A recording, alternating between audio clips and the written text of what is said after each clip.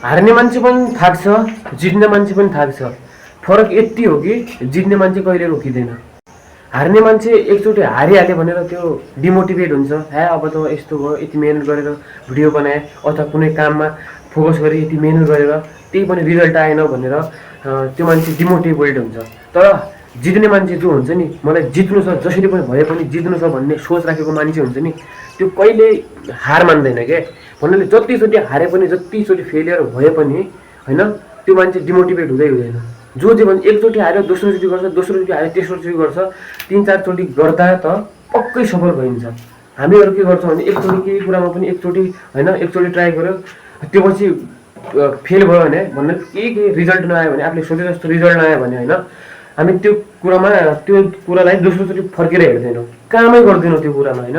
तर जित्ने मान्छे कस्तो हुन्छ, जसको माइन्डसेट बलियो हुन्छ होइन, त्यो मान्छे मैले केही गर्छु, केही गरेरै छाड्छु भनेर जस्तो भन्नाले अब इगो हुन्छ कि, इगोलाई लिएर बसेको हुन्छ जो मान्छे, म सफल हुन्छु नै हुन्छु, जसरी भए पनि सफल चाहिँ हुन्छु भन्ने मान्छे हुन्छ नि, त्यो चाहिँ जतिचोटि हारे पनि त्यो आफूले जे सोचेको छ, जे अचिभ गर्न खोजेको छ, त्यसलाई चाहिँ पाएरै छोड्छ।